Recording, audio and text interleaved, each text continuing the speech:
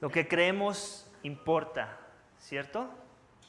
Lo que creemos importa. Por ejemplo, si yo creo que en esta época de pandemia la economía anda mal, entonces lo más probable es que no voy a invertir mucho dinero en mi ahorro para el retiro, ¿cierto? ¿Por qué? Porque la economía anda mal, como que no me puedo dar mucho esos lujos. Si yo creo, por ejemplo, que la educación de mis hijos es muy importante, entonces lo más probable es que voy a dejar de pensar en comprarme ese auto nuevo, ese auto lujoso, o eso que me cuesta mucho dinero, que no necesariamente tiene que ser un auto. Me refrenaré de unas vacaciones tal vez muy lujosas para en su lugar guardar dinero para el futuro de la educación de mis hijos, ¿cierto? Lo más probable. También, si por ejemplo es importante para ti pasar tiempo con tu familia, para ti eso es muy importante. Entonces lo más probable es que cuando tengas una oferta de trabajo que te impida pasar tiempo con tu familia de manera considerable, de manera que tú dirías, he pasado un tiempo importante con mi familia, entonces tú vas a rechazar esa oferta de trabajo sin importar cuán jugosa sea la remuneración. Si por ejemplo para ti es muy importante el obtener un título universitario, muy probablemente le vas a decir no a las fiestas cuando los amigos vengan y te inviten a esa fiesta. Porque para ti es importante más bien estudiar y pasar las materias que te van a ayudar a obtener un título universitario, ¿cierto? Lo que creemos, iglesia, importa. Pero ¿cómo es que llegamos a creer eso que tanto nos importa? Es una buena pregunta. ¿Cómo es que yo llego a creer, cómo es que llego a crecer en mis convicciones para que me importe tanto algo? Bueno, el apóstol Juan, en capítulo 1, nos ha dado un análisis detallado de la vida de Jesús, en donde junto con el testimonio de Juan el Bautista y las declaraciones de otros que vimos en el texto, que se fueron convirtiendo, que fueron siguiendo los pasos de Jesús cuando Él hacía este anuncio de seguirle a Él, nos presenta evidencias para que veamos a Jesús como una persona única en la cual podemos confiar, como alguien que en verdad importa. El capítulo 2, esta mañana que acabamos de leer, Juan nos va a dar información de lo que Jesús tiene que decir con respecto a su persona y su identidad como el Mesías prometido. El Mesías, que es uno de los títulos que estuvimos viendo de manera muy consistente en el capítulo pasado, en donde nos dará el testimonio de esa declaración con sus hechos. Ahora va a ser Jesús el que nos va a empezar a hablar con sus hechos. Ya no van a ser otros haciendo alusiones o haciendo declaraciones sobre su persona, sino que Él va a comenzar a obrar como solamente un Mesías prometido se puede comportar. Lo que creemos importa. Juan el Bautista nos va a relatar esos hechos. ¿Para qué? Para incitar nuestros corazones y entonces Jesús se vuelva tan relevante y tan importante que queramos creer en Él, en los términos de Él. El título de mi mensaje esta mañana es el siguiente y lo tienes en tu pantalla. El poder, celo y promesas de Jesús me incitan a creer en Él. El poder, celo y promesas de Jesús me incitan a creer en Jesús. Así que acompáñame a leer nuevamente los primeros 12 versículos del texto que acabamos de leer hoy, donde vamos a encontrar el primero de los hechos que te estoy hablando, que me van a incitar a creer en Jesús. Así que si tienes tu Biblia, pon nuevamente tus ojos ahí, capítulo 2, Evangelio de Juan. Versículos 1 al 12 nuevamente dice esto. Al tercer día se celebró una boda en Caná de Galilea, y estaba allí la madre de Jesús. También Jesús fue invitado con sus discípulos a la boda. Cuando se acabó el vino, la madre de Jesús le dijo, ¿no tienen vino? Jesús le dijo, mujer, ¿qué nos va a ti y a mí esto? Todavía no ha llegado mi hora. Su madre dijo, a los que servían: haced todo lo que él os diga. Y había allí 6 tinajas de piedra, puestas para ser usadas en el rito de la purificación de los judíos. En cada una cabían 2 o 3 cántaros. Jesús les dijo: llenad de agua las tinajas, y las llenaron hasta el borde. Entonces les dijo: sacad ahora un poco y llevarlo al maestresala. Y se lo llevaron.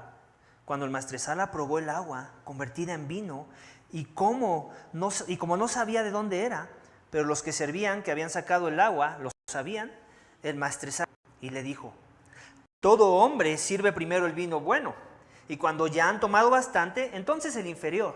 Pero tú has guardado hasta ahora el vino bueno. Este principio de señales hizo Jesús en Caná de Galilea y manifestó su gloria, y sus discípulos creyeron en él. Hasta el 11 vamos a dejarlo. En una ocasión mi esposa y yo les jugamos una broma a nuestros hijos. Tal vez algunos de ustedes la subimos al internet. Esta broma fue de que simulamos que yo tenía el poder de desaparecer las cosas. Entonces usamos una sábana. Mis hijos son pequeños, la mayor tiene 9 años, los otros van para abajo las edades. Y la idea rápida es esta, que tomamos una foto donde mi esposa se sentó en un sofá, estaba sola obviamente, con los brazos así, y ya. Después llamamos a nuestros hijos para hacer la broma, les dijimos que íbamos a desaparecer a 2 de ellos, y obviamente la idea era poner una sábana y al quitarla y decir las palabras mágicas, ellos iban a desaparecer. Y obviamente no desaparecieron, pero esa era la ilusión que les teníamos que dar. Entonces lo que hicimos fue actuar como si hubieran desaparecido. Después empezamos a hablarles para ver si estaban por ahí. Les dijimos: siéntate ahí, al lado de tu mamá, si es que estás ahí. Ellos seguían nuestras instrucciones. Yo hice como que tomaba una foto, obviamente en el mismo lugar que se pareciera a la foto original que tomé de mi esposa. Y después se la enseñé a mi esposa como diciendo: ¿sí lo sentiste? Sí lo siento, pero no los veo. Y entonces cuando ellos ven la foto donde está mi esposa así y no están ellos, ya se imaginarán su reacción. Los niños rápidamente, ahora sí que les hicimos el truco y en verdad empezaron a creer que habían desaparecido. Y más porque estábamos actuando como que no los veíamos. Ellos nos hablaban, nos tocaban y nosotros pues actuamos de esa manera. De tal forma que cayeron en la broma, cayeron en el truco y se creyeron toda la historia de las palabras mágicas, de la sábana y de que en verdad habían desaparecido, ¿cierto? Al punto de que uno de ellos se puso a llorar después porque ya no sabía cómo regresar al estado en el que originalmente se encontraba. De forma que logramos hacer que mis hijos creyeran que en verdad habían desaparecido. Y esto tomó obviamente una preparación, ¿cierto? Tuvo que haber una preparación previa para que ellos se cayeran en el anzuelo, tragaran el anzuelo. Bueno, pues en el caso de Jesús, iglesia, y la porción del texto que acabamos de leer, no existe un proceso previo para preparar la transformación de agua a vino. No existe. Y en la narrativa nos lo deja ver. Él no es el autor principal, él no es el que inicia los comentarios de decir: hey, se acabó el vino, vengan. No es así. Y Juan nos lo deja ver, no hay truco, no hubo palabras mágicas. Es más, ni siquiera Jesús tocó los objetos que sirvieron como un instrumento para manifestar su poder transformador, su gloria, como vemos en el texto. El texto nos lo deja ver, dice: al tercer día se celebró una boda en Galilea, en Caná de Galilea, y estaba allí la madre de Jesús. Lo más probable es que tanto Jesús como su mamá eran cercanos de la familia que estaba tirando la fiesta, echando la casa por la ventana. Y también Jesús fue invitado, dice ahí. Entonces él llevó a sus discípulos. Ya vimos en el capítulo pasado que ya empezaba a tener a sus seguidores. Y cuando se acabó el vino, viene la madre de Jesús y le dice esta declaración: no tienen vino. A lo que Jesús responde: mujer, ¿qué nos va a ti y a mí esto? Esto nos deja ver muy en claro que ellos no eran los organizadores principales de la boda, porque obviamente si tú eres el que iniciaste con esa fiesta y alguien te dice: se acabó el vino, se acabó el refresco, se acabó lo que sea, que tienes que seguir sirviendo a las visitas para mostrar tu hospitalidad, pues te preocupas. Sin embargo, Jesús rápidamente contesta eso, no en afán de grosería, sino porque era la realidad de las cosas. él no tenía velo en el entierro, vamos, él no tenía por qué estarse preocupando por esa situación, aunque seguramente, como otra vez les los comentaba, era cercano a la familia, quiso hacer algo. Su mamá fue la primera que quiso hacer algo, pero Jesús le responde eso: mujer, todavía ¿qué nos va a ti y a mí esto? Todavía no ha llegado mi hora. Quiero aclarar esto, porque lo he escuchado. Jesús no está siendo grosero con su mamá. De hecho, en el contexto cultural en el que se encontraban, el llamarle a tu mamá mujer no era nada malo.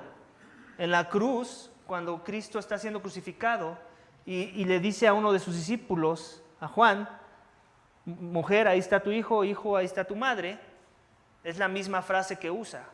Y Jesús en ese momento está pensando en su madre, está amando a su madre y dejándola a cargo de alguien que sabe que va a cuidar por ella, que va a ver por ella. Entonces Jesús no está siendo grosero con su mamá, está siendo respetuoso según el contexto de la época y de cómo se dirigía uno a su madre.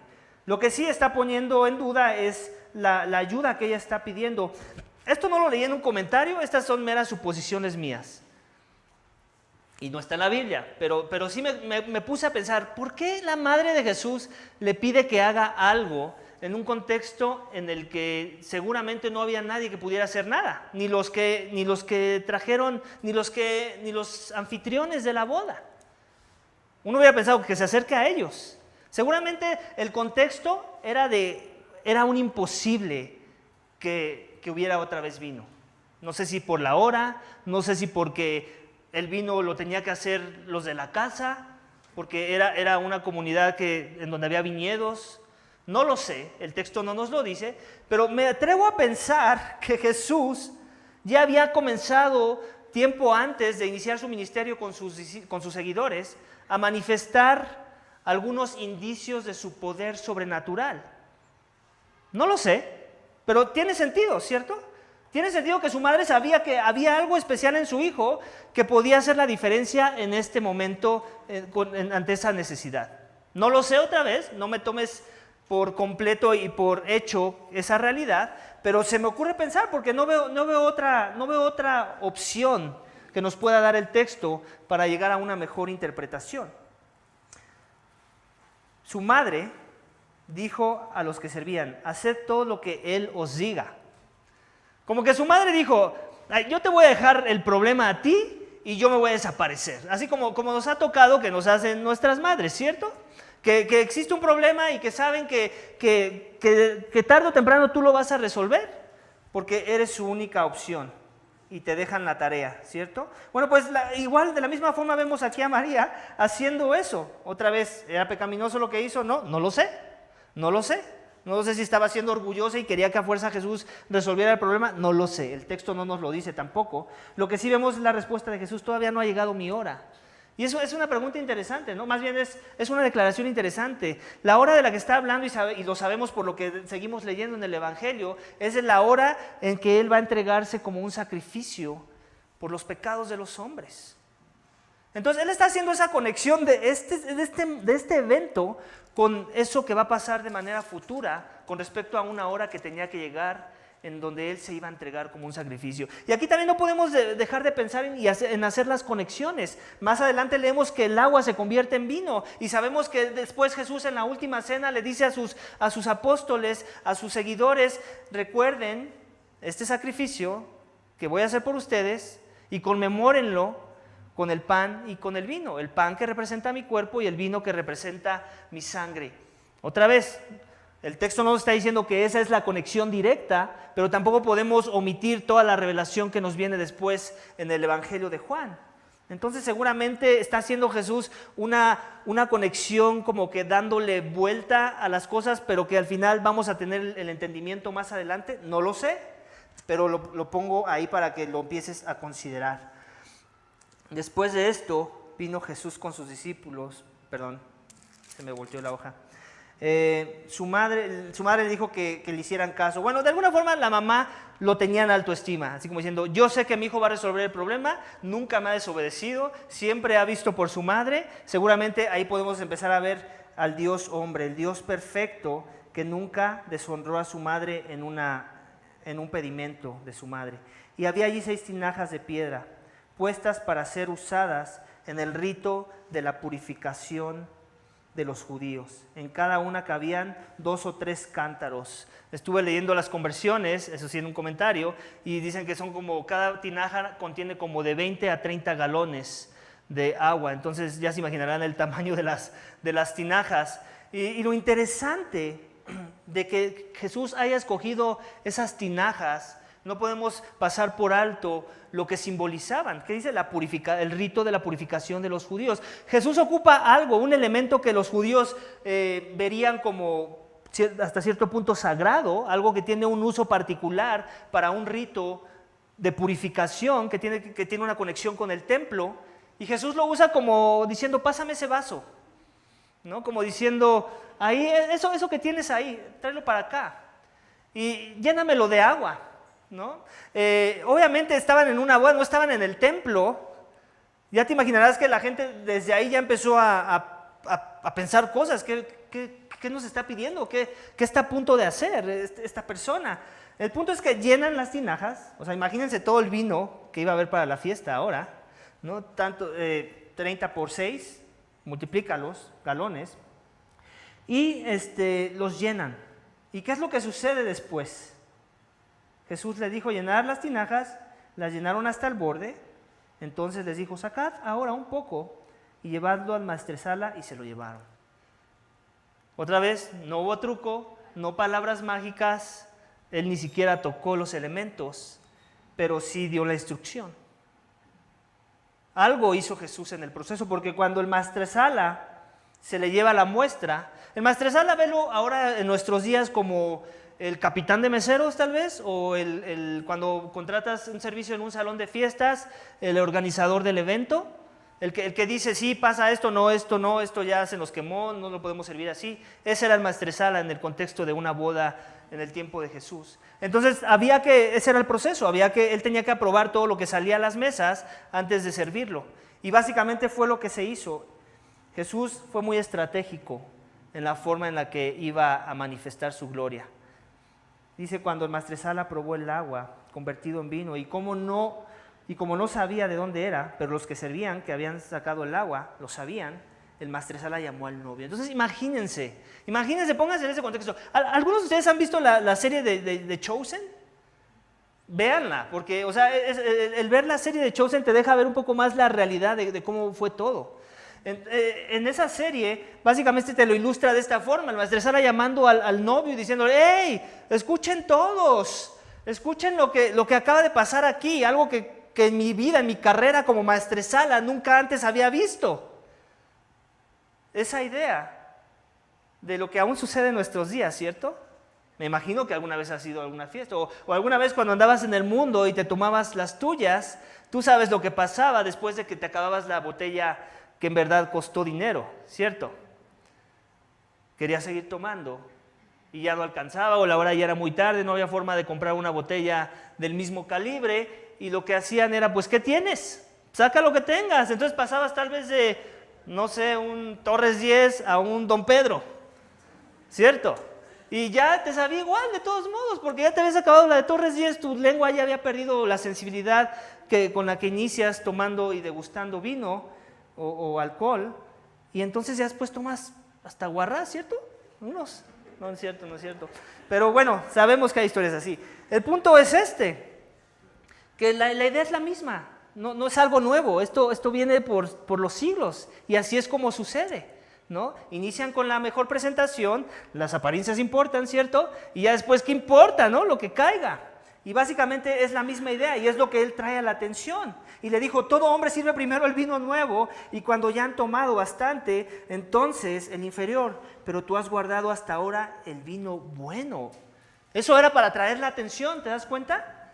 Él sirvió como una plataforma para el ministerio de Jesús, para la obra que había hecho. Y él ni siquiera sabía de dónde venía el vino, le está atribuyendo el milagro al novio o a los organizadores de la fiesta, sin saber que había sido un milagro en donde Jesús tuvo que meter las manos.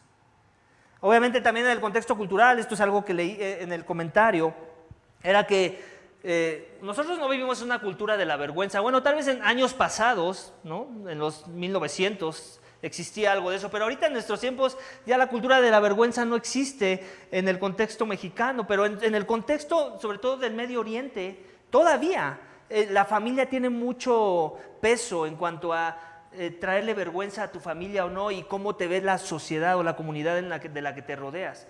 Entonces, en el contexto en el que vivía Jesús y en el contexto en el que se dio esta boda, hubiera sido muy vergonzoso que no se pudiera suplir con un vino, por ejemplo, en una celebración tan grande como una boda, en donde el vino, quiero aclarar, era permitido. Jesús convirtió el agua en vino. Por favor, no vayamos con locuras como he escuchado por ahí de que no era juguito de uva. No, el vino no es juguito de uva, el vino es vino y tiene sus concentrados y tiene sus efectos que el vino produce, ¿ok? Entonces, Jesús convirtió el agua en vino, ¿ok? Y algo espectacular y que no podemos perdernos de vista es la conexión que tenemos que hacer con el momento. No solamente el milagro, sino a lo que está haciendo alusión esa conversión. ¿Recuerdas en el Antiguo Testamento quién convirtió el agua en qué? En sangre. Y cuando sucedió eso, que el agua se convirtió en sangre, ¿cuál era el contexto? ¿Era de celebración? No, era de juicio. Era un contexto de juicio, era un contexto de, esta es una plaga por la dureza de tu corazón, esta es una plaga por meterte con los que son mi pueblo. Ahora ves el contraste. Aquí viene el mismo poder, transformar un elemento en algo que no era antes ese elemento y que ni siquiera se le asemeja, salvo que es líquido. Pero la diferencia es que no era sangre la conversión, era vino. El vino que era un símbolo de abundancia en el Antiguo Testamento, un símbolo de gozo, de regocijo, de plenitud, de favor de Dios por la cosecha, es lo que vemos aquí. Jesús es ese Mesías que viene con el mismo poder de aquel que convirtió el agua en sangre a manera de juicio, pero que esta vez viene con otro sazón, con una perspectiva distinta, no a traer juicio, sino a salvar, no a traer juicio, sino a traer gozo a los corazones de las personas. Y eso es lo que simbolizaba el vino cuando no lo tomamos en exceso, claro. Así es que su poder divino me incita a creer. Amén. Ese es el primer énfasis de esta sección del sermón. Su poder divino me incita a creer. Su poder divino debería ser un suficiente catalizador para que yo empiece a considerar a este personaje, para que yo empiece a ver la importancia de su persona, de sus actos, del tipo de cosas y obras que él hace, que no es la obra promedio, que convierta el agua en vino, con solo pensarlo, sin palabras mágicas, sin trucos, y que lo haya hecho en abundancia. Amén. Vamos a la siguiente sección, versículos 13 al 17. La Pascua de los judíos estaba cerca y Jesús subió a Jerusalén. Y encontró en el templo a los que vendían bueyes, ovejas y palomas, y a los que cambiaban dinero allí sentados. Y haciendo un azote de cuerdas, echó a todos fuera del templo, con las ovejas, los bueyes, desparramó las monedas de los cambistas y volcó las mesas. Y dijo a los que vendían palomas: quitad esto de aquí, no hagáis de la casa de mi padre una casa de comercio. Sus discípulos se acordaron de que estaba escrito: el celo por tu casa me consumirá. Hace ya por lo menos 18 años tal vez, fui a La Marquesa con un grupo de personas y nunca voy a olvidar lo que vi. Estábamos a distancia y empecé a ver a gente correr, y después empecé a ver a unos a caballo correteando a otros a pie, y después los de las motonetas se unían a la persecución. Entonces yo estaba pensando, ¿Por qué corren? Y por qué obviamente se veía que iban sobre unos. Y después, obviamente, cuando los alcanzaban, pues les tiraban con el caballo, les pegaban con el fuete, les pegaban, ya tirados, les subían las motos, los agarraban como si fueran el tope de ahí del pavimento. Y ya se imaginarán quiénes eran, pues los citadinos, los que tenían ahí sus comercios, sus caballos que te rentaban, la moto que te rentaban. Y tú desde lejos decías, bueno, pues seguramente son estos unos ladrones, hicieron algo terrible como para estarlos tratando así, pero sin importar que ese pensamiento venía a la mente, era angustiante ver el trato que les estaban dando, parecía que querían matarlos. Al mismo tiempo te sentías impotente de no hacer nada porque sabías que si te metías ahí seguramente ibas a recibir el mismo trato para detenerlos. Aparte de que no sabías si estabas, simplemente si estabas refrendando algo que tal vez merecían, no lo sé. El punto es que terminamos choqueados los que estábamos ahí, el grupo con el que yo venía, y lo que le salvó la campana es que seguramente alguien tuvo acceso a llamar a la policía y de repente empezaron a venir las sirenas, y ya cuando escucharon las sirenas los citadinos se empezaron a dispersar porque sabían que habían hecho mal, que se habían pasado de la raya.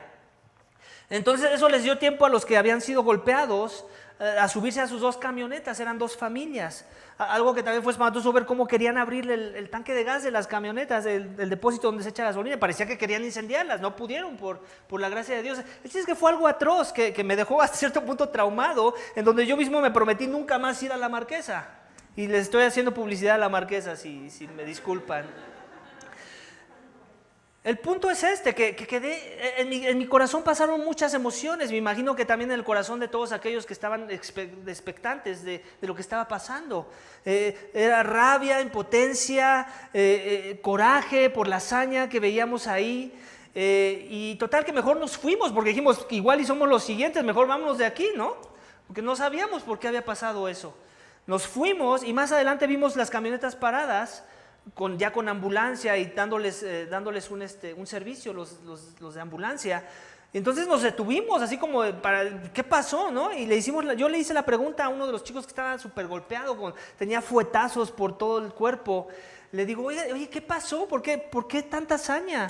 Y ya me contó, ni siquiera les quiero hacer más larga la historia, nada más les puedo decir que fue algo ridículo lo que inició todo, algo tonto. Algo donde simplemente te das cuenta que cuando el pueblo se siente que estás en su territorio, ellos hacen contigo lo que se les antoje. Y eso me provocó más rabia. Y yo estaba enojado, estaba enfuriado por esa acción. Y uno pudiera pensar, pastor, tranquilo, pues que no la rabia es mala, no el estar enojado, la Biblia lo condena. Sí, no. Y el ejemplo aquí es Jesús. El Dios hombre, aquel que nunca pecó, dice la palabra de Dios, que era perfecto. ¿Cuándo algo te debe de dar rabia, te debe de enfuriar? Cuando es injusto. Cuando alguien está siendo tomado por ventaja. Cuando alguien está siendo maltratado, menospreciado. Cuando ves que el débil está padeciendo por causa de los fuertes.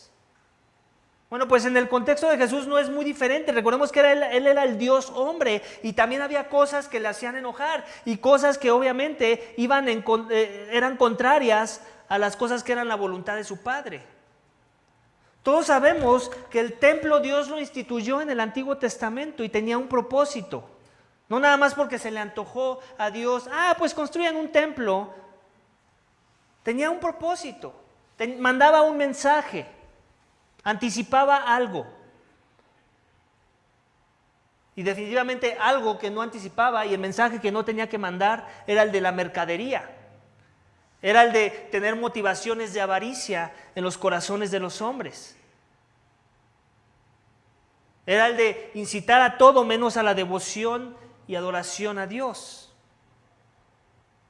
En el pasaje de Juan no nos lo dice, pero en otros evangelios vemos que Jesús hace esta declaración.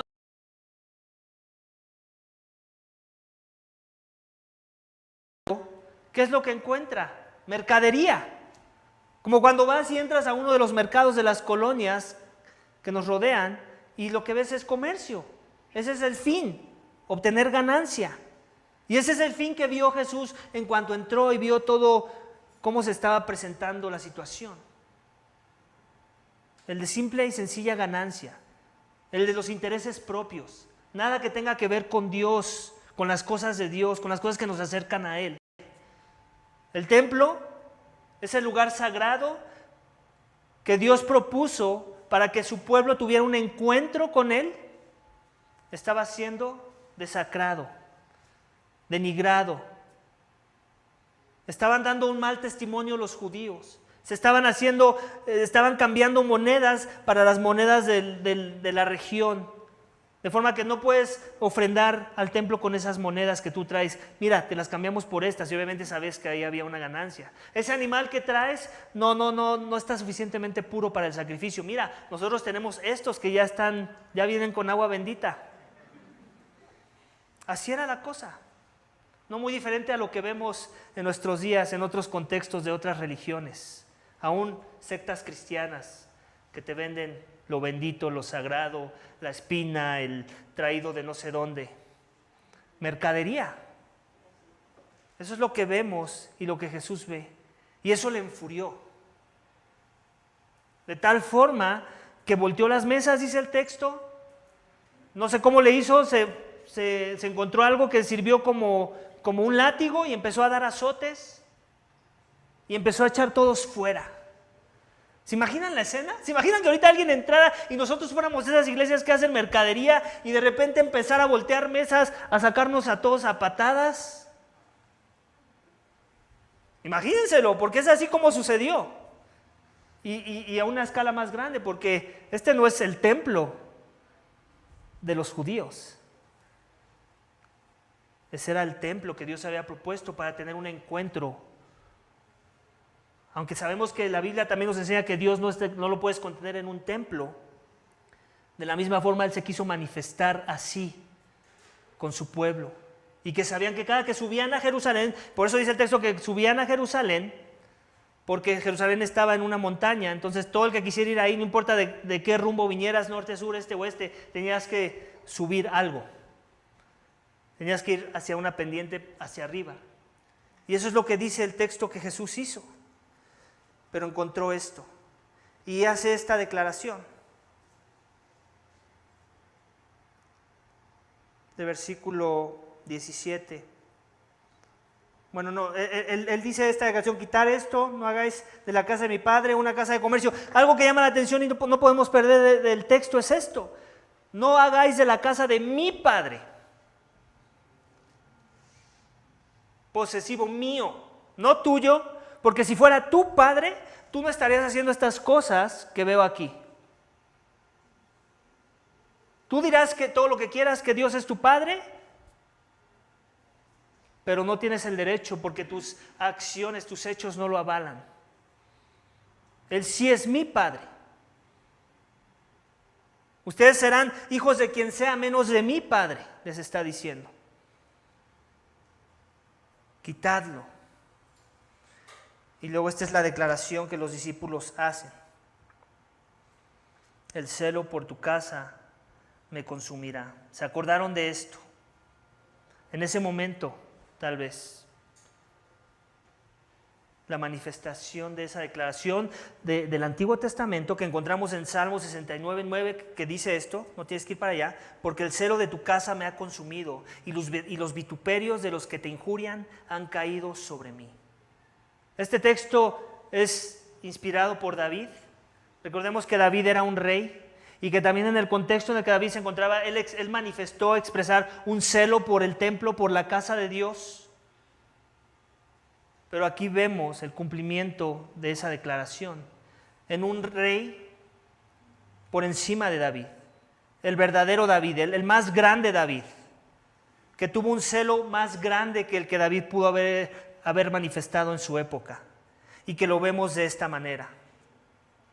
Su celo, iglesia, de Jesús, el celo del Mesías, el celo santo de Jesús me incita a creer.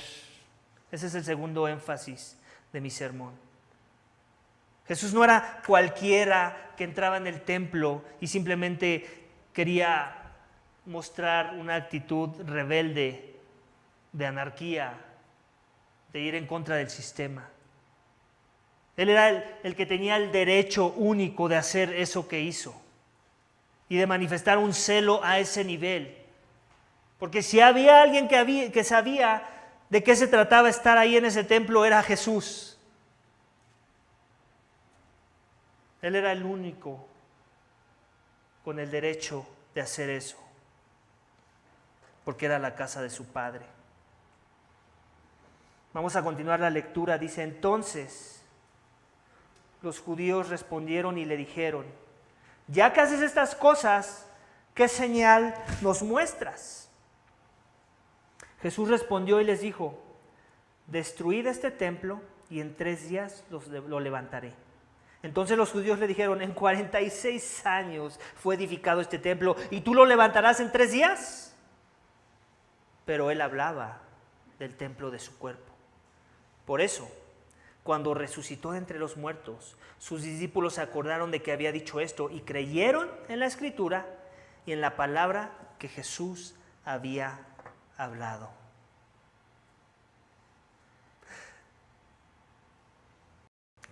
Mi esposa seguido me hace burla de que cuando me corto o tengo por ahí una cortadita, un rasponcito, soy muy chillón. Y me todo momento y hago, casi ya quiero ir al doctor por algo tan simple. Y me hace burla y claro, en mi orgullo yo trato de defenderme, ¿no? Y digo: ay, tú también eres chillón aquí y acá, ¿no? Pero la realidad es esta, que sí soy un chillón y que ella tiene pruebas más bien, ella sus hechos la avalan, de que ella no es más chillona al dolor, ¿no? Tenemos 3 hijos. Los 3 hijos que tuvimos fueron traídos al mundo por medio de un proceso de cirugía. Y si algo le tengo muy reconocido a mi esposa es lo valiente que fue en esa cirugía, sobre todo la primera, donde la anestesia todavía no había hecho todo su efecto y el doctor ya estaba cortando en su vientre. Entonces, seguramente sí, ni ponerme a discutir ante esta situación. Ella tiene un umbral del dolor más resistente que el que yo pueda tener, ¿cierto? Ella ya lo demostró con los hechos. Yo no, ni lo quiero demostrar, claro está. Bueno, en el contexto que acabamos de ver esto es de alguna forma la ironía de las cosas. Porque vino la pregunta. Los judíos, obviamente los que tenían intereses muy altos en los negocios del templo, enfrentan a Jesús. Y lo que me llama la atención es que lo enfrentan, y aunque no lo dice el texto, seguramente había temor. ¿Por qué? Porque Jesús era cosa del otro mundo. No era el visitante promedio. No, yo creo que en su vida les había pasado que les voltearan las mesas, que les sacaran a patadas a los animales del templo. Entonces seguramente es ese tipo de personas que dices: bueno, a ver, vamos a ver de qué se trata, nos acercamos con cautela y mejor le hacemos preguntas en vez de aventarle a la policía. Y fue lo que hicieron. Le hicieron preguntas y la pregunta es: ¿qué señal nos muestras? Y esa es la ironía de las cosas. ¿Por qué? ¿Por qué? No me digan que ustedes también ya se perdieron la señal. ¿Cuál era la señal?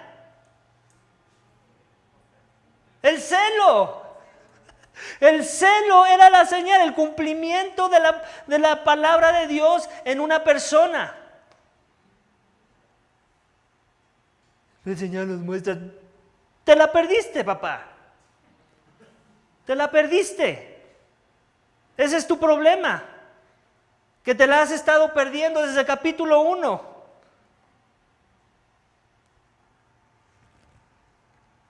Jesús respondió y les dijo: destruid este templo y en 3 días lo levantaré. ¿Qué representaba el templo otra vez? Representaba muchas cosas. Una de las más significativas tiene que ver con el sacrificio, ¿cierto?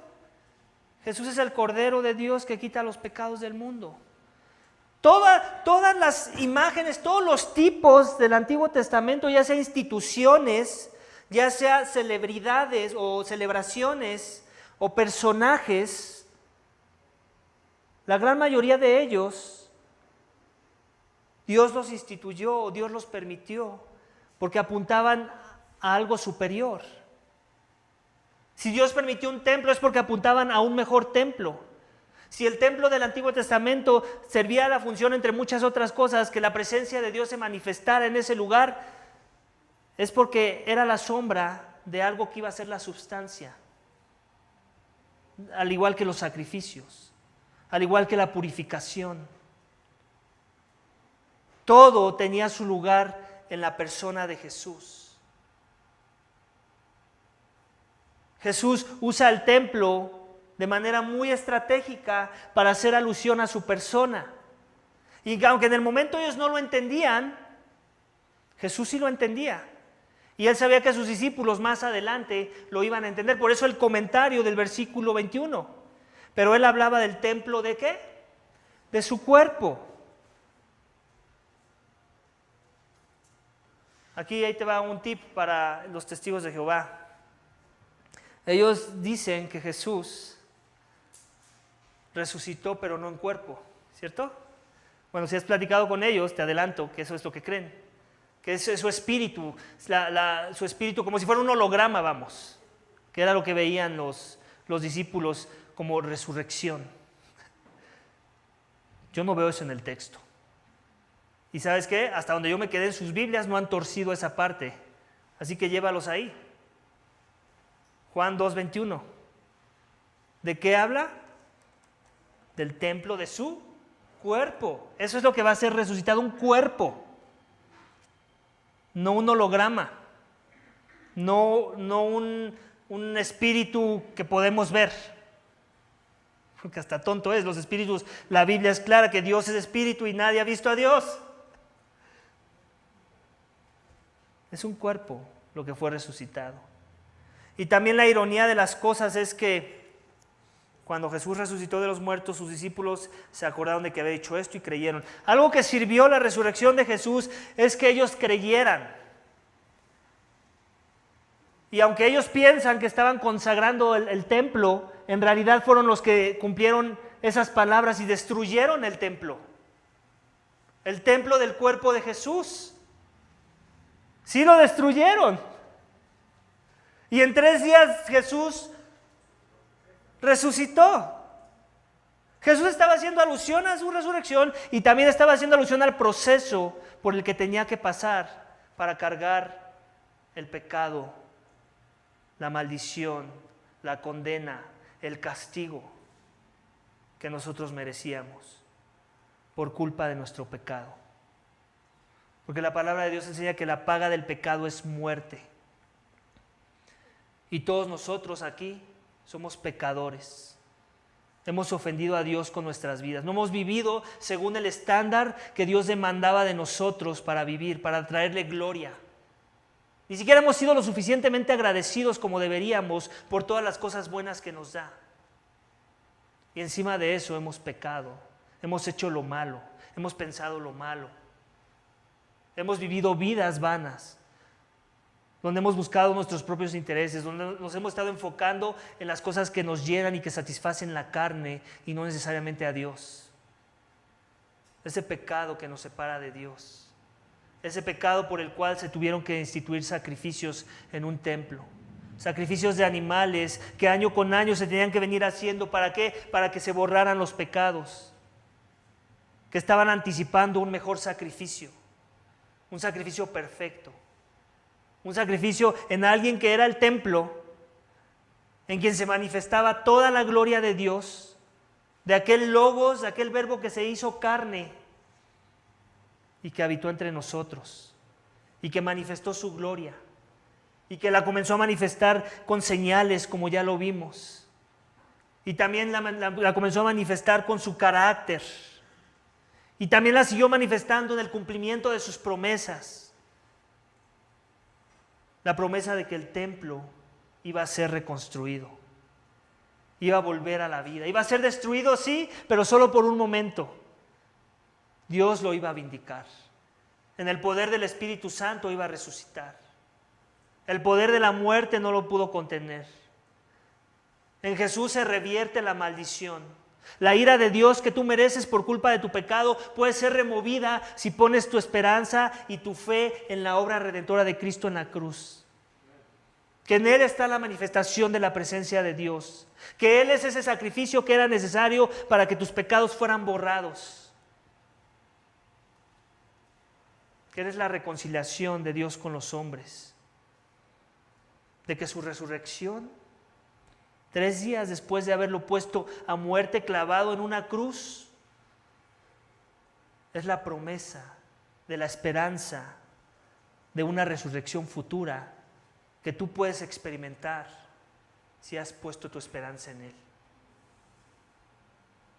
Una resurrección que inicia en el momento en el que crees y se manifiesta con una vida en devoción a la persona de Jesús, donde ahora le buscas, donde ahora quieres tener un encuentro con Dios en el templo que es Cristo Jesús, donde ahora tu confianza no está en tu performance o si hiciste lo bueno o lo malo, sino en la obra de Cristo en la cruz, aquel que vivió la vida perfecta que tú no pudiste vivir y que pagó el castigo que tú merecías, aquel que murió la muerte que era la paga por tu pecado y que resucitó al tercer día y que por fe te entrega una resurrección, te promete una resurrección, te garantiza una resurrección si en verdad te humillas ante Él y decides buscarle y lo consideras como lo más importante en tu vida. Ese es Jesús. Esas son las buenas nuevas. Ese es el Evangelio. Ese es el mensaje central de la Biblia. Todo lo que hemos dicho es importante, pero lo más importante es esto: que necesitas comenzar a rendir tu vida a una persona que no es cualquier persona. Y ese es Jesús, el Dios hombre, el que remueve la ira de Dios en contra de nuestro pecado. De forma que su promesa cumplida, porque Él resucitó al tercer día, dice la palabra, me incita a creer en Él. ¿Te anima? ¿Te atrae? ¿Tienes miedos? ¿Te atemoriza el coronavirus? ¿Sabes? ¿Ya te enteraste que quita las vidas? No solo ese virus, sino otros virus que hay por ahí. Otras situaciones de salud que existen y que ya existían previo al coronavirus. ¿Quieres que en verdad tus temores se remuevan? Pon tus ojos en Jesús. Confía en sus promesas. Ríndete a Él. Arrepiéntete de tus pecados y comienza a seguir a Jesús en sus términos. A creer en sus términos y en sus condiciones, no en tus condiciones, no en tus términos. Arrepiéntete y no te vas a arrepentir de la vida que Él te da. Es una vida en abundancia, una vida con bendiciones espirituales, no necesariamente terrenales. Tal vez te vaya a ir peor, te anticipo, terrenalmente hablando. Amén. Vamos a leer la última sección, iglesia. Versículo 23 al 25 dice esto: cuando estaba en Jerusalén durante la fiesta de la Pascua, muchos creyeron en su nombre al ver las señales que hacía. Pero Jesús, por su parte, no se fiaba de ellos, porque conocía a todos y no tenía necesidad de que nadie le diera testimonio del hombre, pues Él sabía lo que había en el hombre.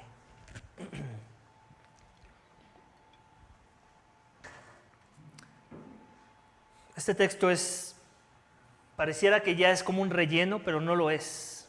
Es importante en el pasaje. Primero que nada, vuelve a hacer el énfasis de lo que ya dijo en el versículo 22, que había personas que comenzaban a creer al ver todo lo que Jesús hacía, al poder hacer un análisis, un escaneo de su carácter, obviamente el milagro innegable de convertir el agua en vino. Había personas que comenzaban a creer y al final dice que ellos creyeron la Escritura porque recordaron todo lo que había sucedido antes, cómo la palabra de Jesús se había cumplido en su resurrección.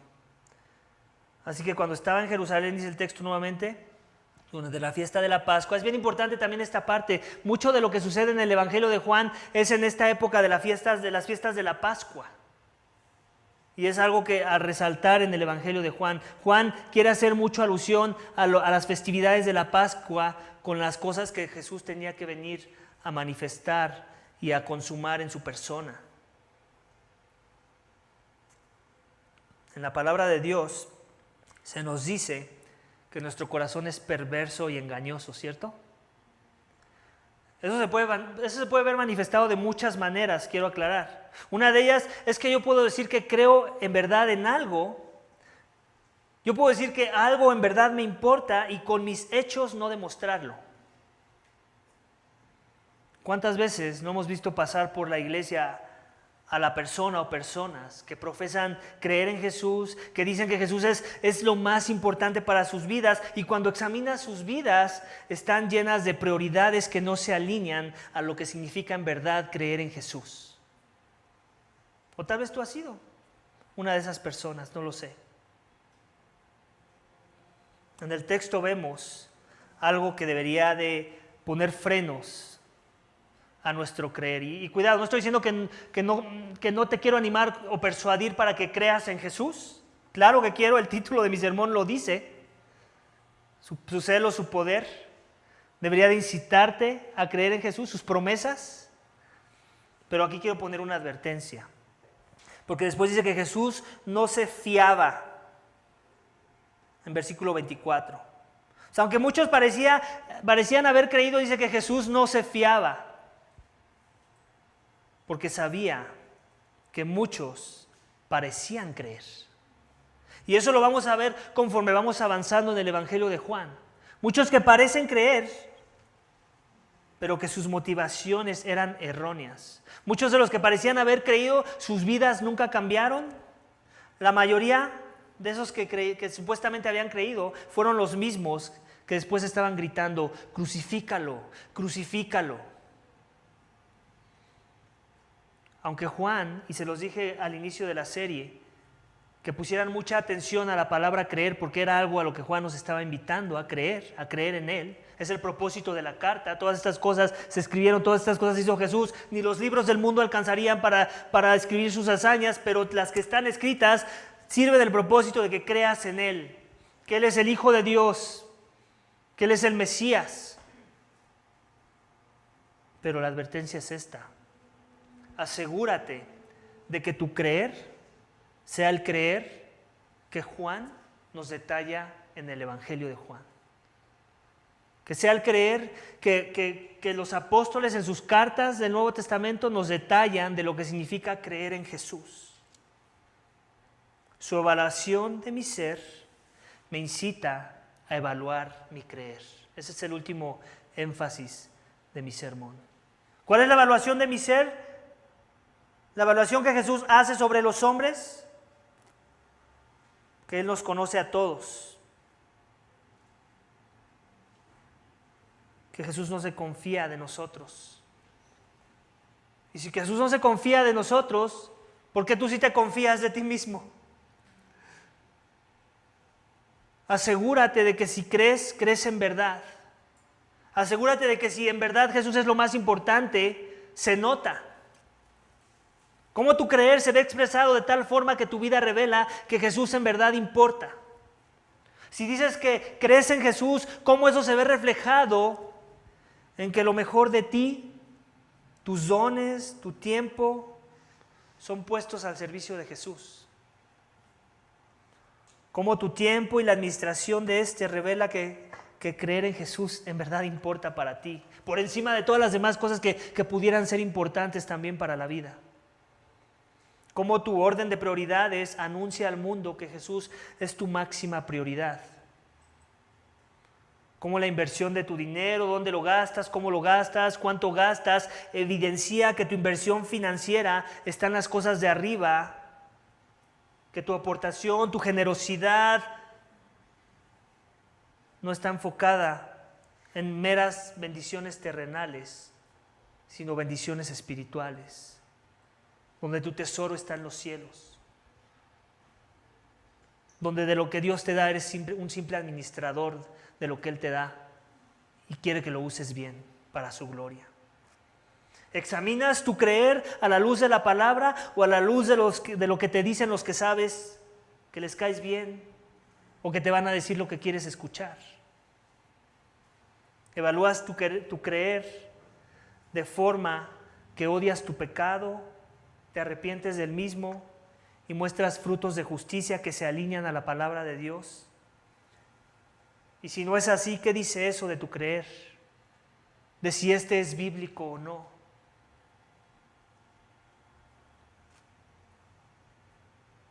El texto nos está invitando a hacer esa evaluación, iglesia. No soy yo. Jesús no se fiaba y era por algo. Y yo te estoy invitando a que tú no te fíes de que estás en el camino correcto y que evalúes, porque también es algo que la palabra nos enseña, que nos examinemos. Iglesia, mira, somos una iglesia pequeña.